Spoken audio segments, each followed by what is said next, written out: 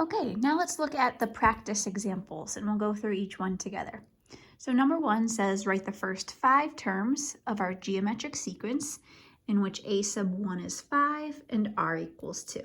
So this is pretty straightforward because they already tell us that first term. They told us the first term is 5 and we're looking for the first 5 terms. They also tell us that r equals 2, so that means our common ratio is 2, that we'll just multiply each term by 2 to get the next one. So continue on, 10 times 2 is 20, 20 times 2 is 40, and 40 times 2 is 80. So there are our first 5 terms of this sequence. Let's move on to number 2. Number 2 says find the 7th term of a geometric sequence in which a sub 3 equals 96 and r equals 4. So what this question is asking us to do is to find a sub 7.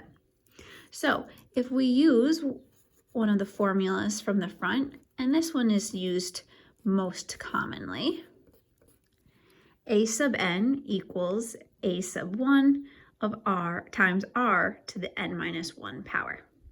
So if we use this formula and we plug in a sub 7 here, we would need to know what a sub 1 is, what r is, and what n minus 1 is. So we do know what r is, it's 4. And we know our n value is 7. However, we don't have a sub 1 and we don't know a sub 7. So that's 2 unknown variables. So I need to first go find a sub 1. That's what we need to do first. And the way I'm going to do that is by using a sub 3. So that's going to be our first step, is not directly jump to a sub 7, but we're going to find a sub 1 using the information here. So I'm going to plug in a sub 3 in here. So a sub 3 was 96. Our a1 value we don't know. Our r value is 4. And since I plugged in a sub 3, that means my n value is 3. Now I'll simplify. 96 equals a sub 1 times 4 squared. 96 equals a sub 1 times 16. I will divide through by 16, and 96 divided by 16 is 6. So now we know a sub 1 is 6. That's going to help me with my formula. I'm going to go back and fill out a sub 1.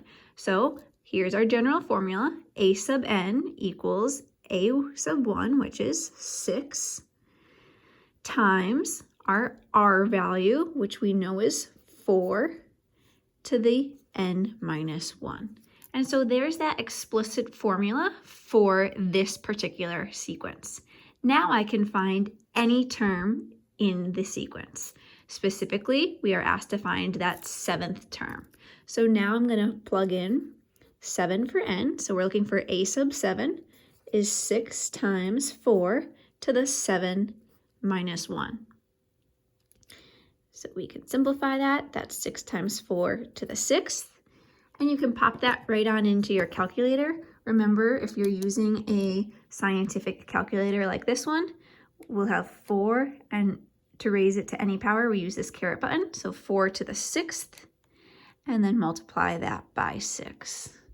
And you can see we get 24,576. So our 7th term, a sub 7, is 24,576. Okay, so just as a reminder, oftentimes for some of these problems, you need to go find a missing term in the general formula to then actually find what you're looking for. Okay, let's go on now to number 3.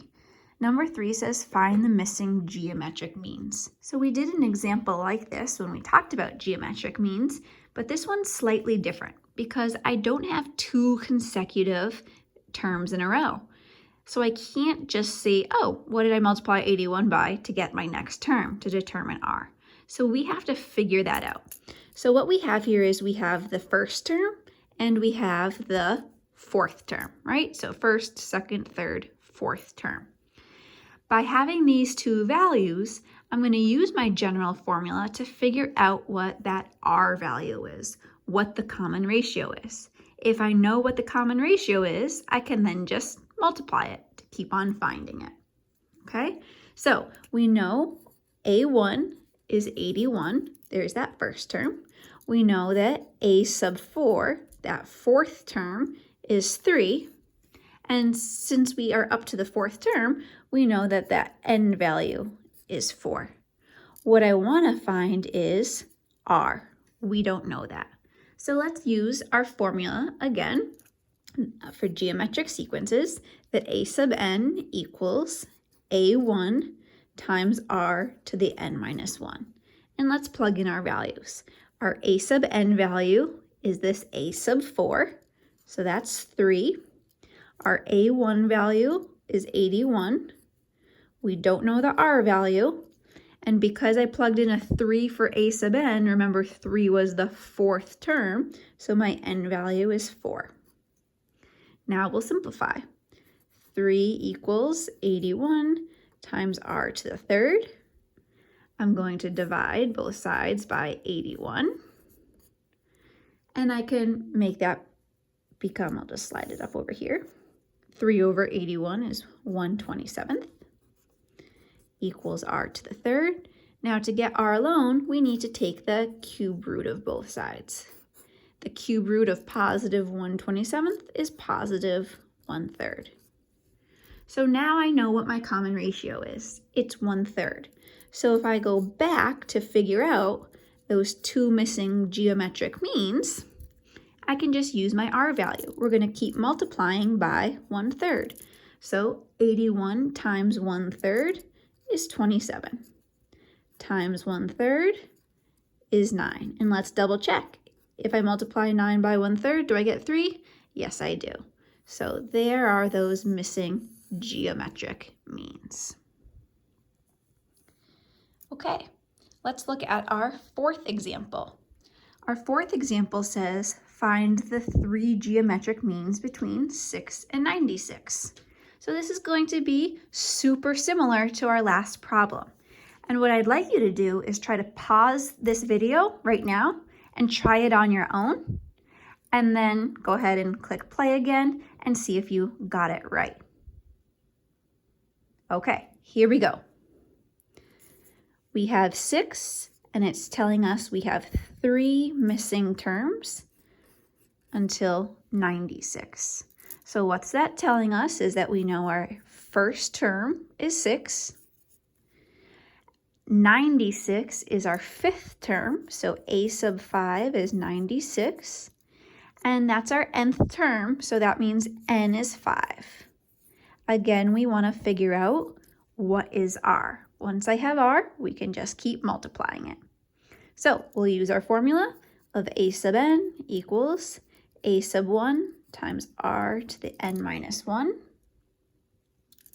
Our A sub n is our last term there, which is A sub 5, which is 96. A sub 1 is 6. We don't know what R is. And remember, 96 is our fifth term, so n is 5. Now we will simplify this. 96 equals 6 times R to the fourth.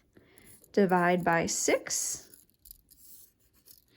That's going to give us 16 equals R to the fourth. And now we need to take the fourth root. Because we're taking an even root, you have to remember plus or minus. So a square root, a fourth root, a sixth root, you always need plus or minus. And so the fourth root of 16 is plus or minus 2. So our R value is plus or minus 2. So when we go find those missing geometric means now, remember there were 3 of them, we're going to multiply each by plus or minus 2. So you'll have 2 potential answers. So 6 times positive 2 is 12, and 6 times negative 2 is negative 12. So we would have plus or minus 12. Okay, and we keep on going. this will become a positive 24, because if we were using negatives the whole time, 6 times the negative is the negative. Now negative times the negative is a positive. If we were using positives the whole time, it would be positive, positive, positive, so forth. But now we'd be back to a potential negative answer. So 24 times plus or minus 2 is 48. And there you have your missing terms. Okay, our last example for geometric sequences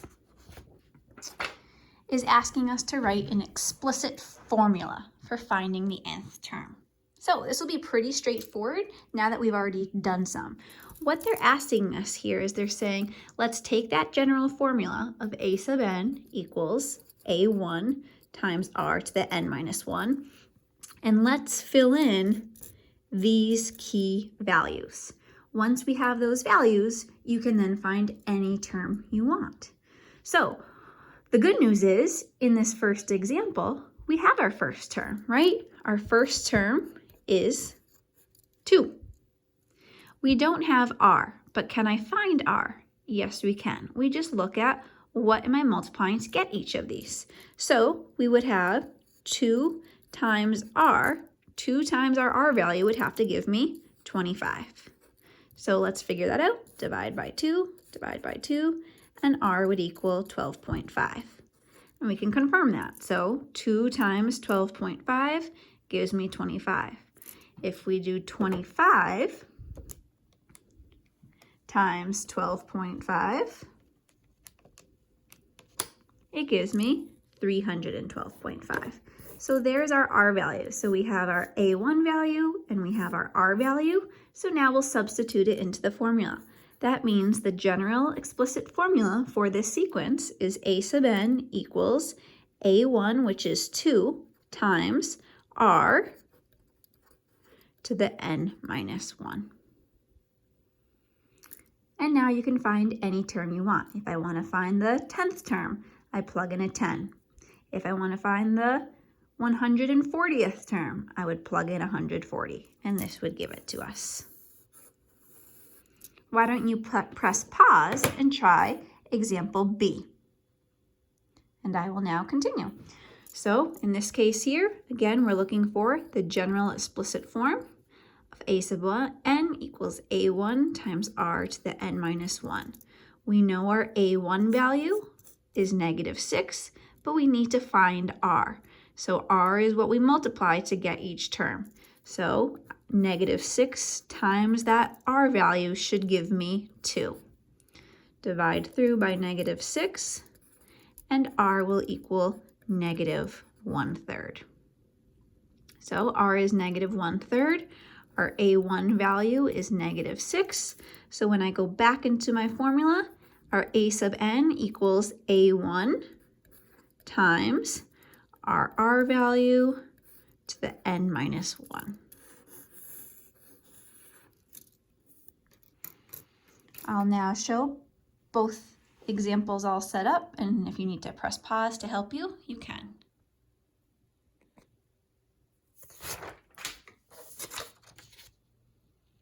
Hope that was helpful.